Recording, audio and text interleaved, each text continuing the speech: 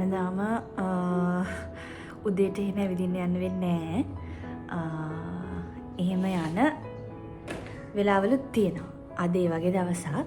දැන් මං ඇවිත් වොෂ් දාලා නාලා දැන් පොඩ්ඩක්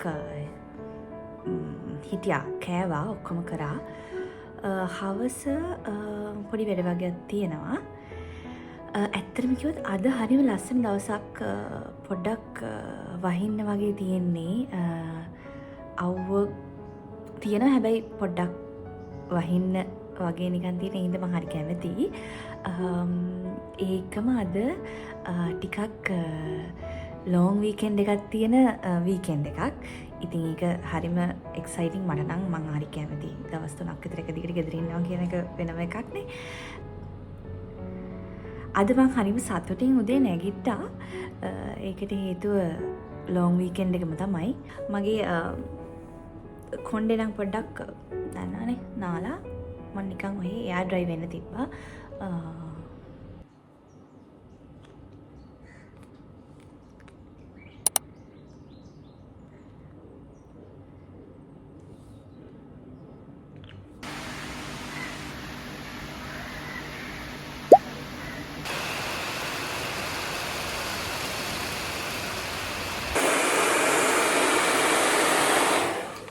මම මේ කඩිමුඩේ ලෑස්ති වෙන්න පොඩි ගමනක් යන්න.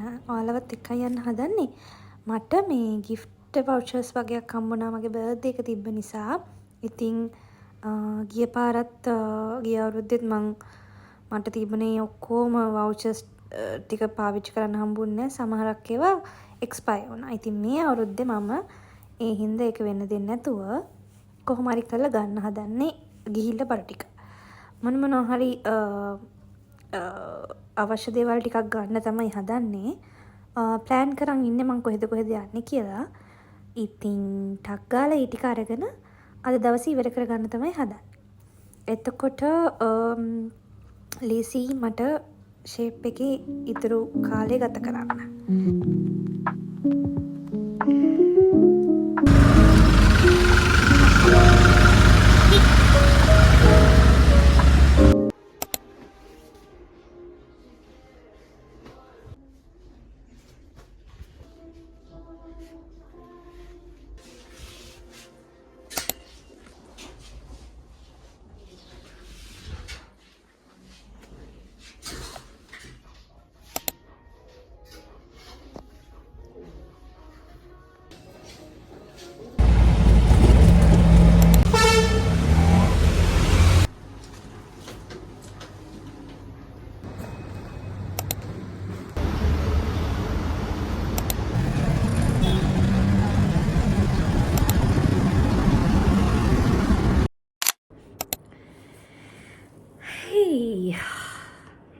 ඊයේ